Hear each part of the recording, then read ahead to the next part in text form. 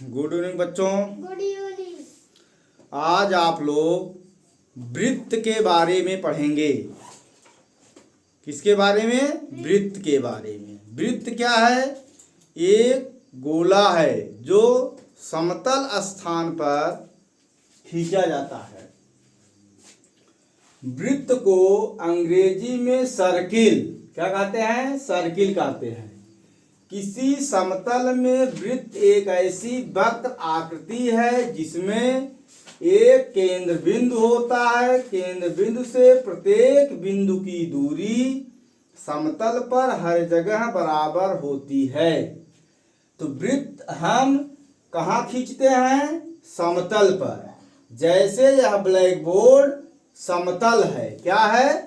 समतल है, प्लेन है। जैसे हमारी कॉपी है, प्लेन होती है, समतल होती है, उसी तरह से ब्लैक बोर्ड क्या है? समतल है। तो जैसे कि यहाँ हम आपको एक वृत्त जो है बना दिए हैं। ये जो बीच में आप बिंदु देख रहे हैं, ये क्या है? यही केंद्र है। केंद्र को एक नाम दे दिए हैं O। किसी भी वृत्त को खींचने के लिए किसी भी दूरी को, चाहे जो दूरी हम माप लें, उसको गोला प्रकार में लगा लेने के बाद उसको हम वृत्त को जो है खींचते हैं। क्या करते हैं? खींच कर को वृत्त को बनाते हैं। जैसे 4 सेमी 5 सेमी की जो है दूरी, उसको क्या कहते हैं? त्रिज्या।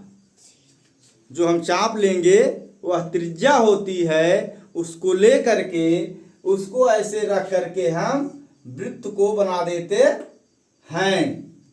ठीक है। तो आपका ये वृत्त मान लीजिए बन गया है।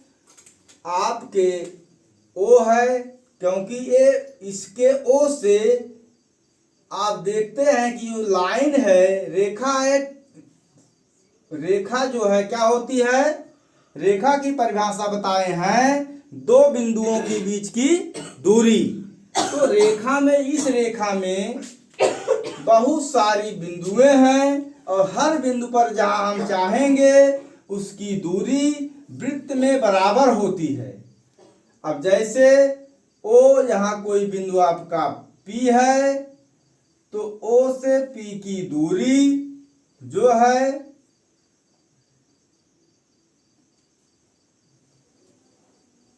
O से P की दूरी मान लीजिए, इसे कहते हैं त्रिज्या।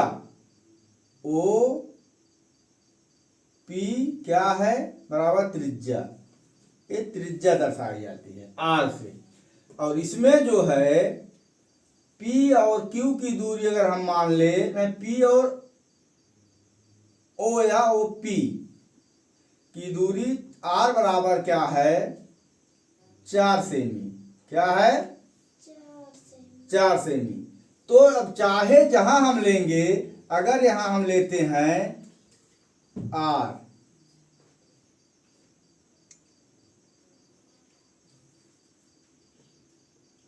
ये भी दूरी हमारी 4 सेमी ही रहेगी। अगर ये 4 सेमी है तो ये भी 4 सेमी होगी। अब यहां हमारा है Q। अब देखिए Q और P, Q और P जो हैं, इसे कहते हैं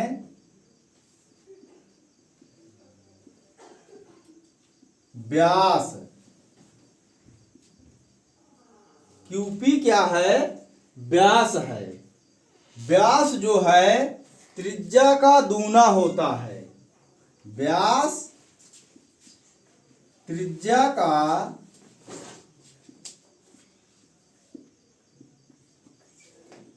दूना होता है। जैसे, क्योंकि दूना इसलिए होता है क्योंकि इसकी चाहे जहां से हम दूरी लेंगे वह 4 सेमी होगी। तो 4 सेमी इधर की, 4 सेमी इधर की, तो क्या हो गया? 8 हो गया। यानी अब QP की दूरी क्या हो गई? 8 सेमी। अब देखिए, क्योंकि ओपी क्या है, त्रिज्या 4 सेमी है, क्यूपी क्या हो गया, 8 सेमी है, 4 का दूना 8 हो गया। और वृत्त जो है हर जगह जो है इसके जितने भी हम इसका व्यास खींचेंगे, जैसे इधर से खींचेंगे तो भी बराबर होगा। अब जैसे यहां यम एन, अब मान लीजिए यम एन व्यास है, तो ये भी क्या होगा, हर जगह व्यास चाहे जिधर से खींचेंगे वृत्त का व्यास बराबर होगा, चाहे जैसे खींचे, और त्रिज्या भी वही होगी, बराबर होगी। जितनी त्रिज्या है इस वृत्त में वह 4 सेमी है, तो हर जगह 4 सेमी रहेगी। व्यास आपका 8 सेमी हो रहा है तो 8 सेमी ही रहेगा। और ये जो भाग है, जो रेखा खींची गई है, इसे बोलते हैं परिधि। इसे क्या बोलते हैं, परिधि। तो एक वृत्त में ओ क्या है, यह केंद्र बिंदु है। ओ क्या है, ओ बराबर केंद्र बिंदु। ओ केंद्र बिंदु हो गया। ओ से पी की दूरी आर है। आर क्या है, त्रिज्या है, जिसको लेकर के वृत्त बनाया जाता है। पी और क्यू या पी, ये दोनों, ए आर इधर हो गया, आर दोनों क्या होंगे, त्रिज्या हो गए। दोनों त्रिज्या मिल करके व्यास हो जाता है, तो 8 सेमी है। ये आप हो गया त्रिज्या के बाद वृत्त के बारे में। अब वृत्त पर जो है जीवा, क्या है, जीवा। वृत्त पर जो है जीवा जैसे खींची जाती है, वृत्त पर कोई रेखा खींच दी जाए तो वह जीवा कहलाती है, जो दो बिंदुओं पर मिलती है। अब जैसे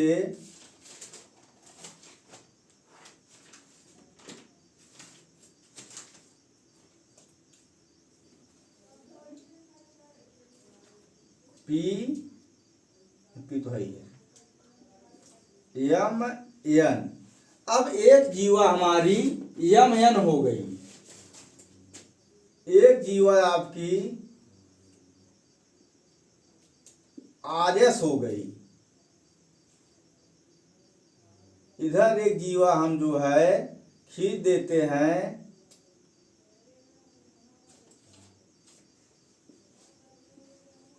ए बी। तो वृत्त पर जो है एक से अधिक जीवाएं खींची जा सकती हैं।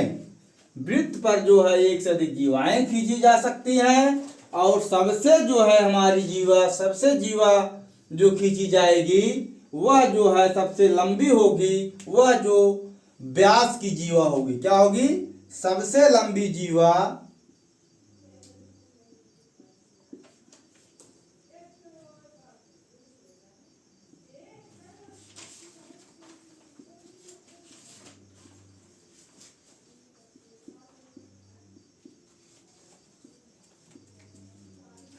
सबसे लंबी जीवा व्यास होती है। और जो जीवा है आपका यमयान, आर एस, ए बी, ये सब छोटी होंगी, लेकिन सबसे, क्योंकि यह मध्य बिंदु में आपका होता है, इसलिए यह सबसे बड़ी जीवा होती है। तो आप वृत्त में किसे कहते हैं, वृत्त में त्रिज्या क्या होती है, व्यास क्या होता है, परिधि क्या होती है। इसके बाद जो है वृत्त पर जीवा कैसे खींची जाती है, यानी वृत्त को जब दो बिंदुएं एक दूसरे से मिलती हैं तो वह जीवा कहलाती। जैसे यम एन एक बिंदु है, तो यम एन बिंदु है, इसको मिला दिया जाता है तो यह जीवा बन जाती है। आर एस क्या है, दो बिंदु है, इसको मिला दिया गया, जीवा आर एस जीवा हो गई।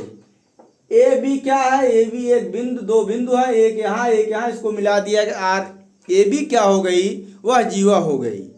इस तरह से वृत्त में आप परिधि के बारे में जान गए, व्यास के बारे में जान, त्रिज्या के बारे में और जीवा के बारे में जान गए। अब इसी में वृत्त में अर्धवृत्त, वृत्त को आधा कर दिया जाए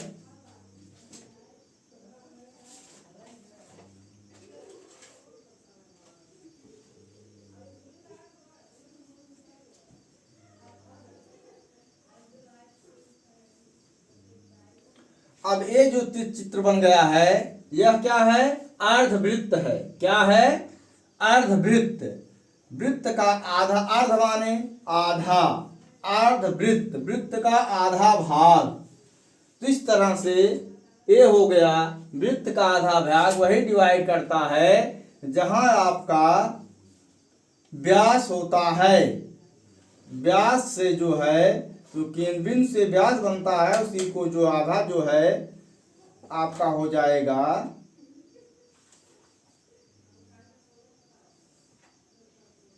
वृत्त बन गया,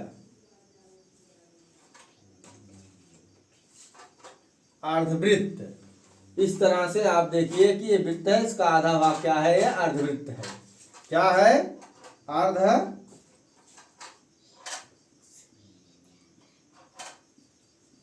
अर्धवृत्त हो गया।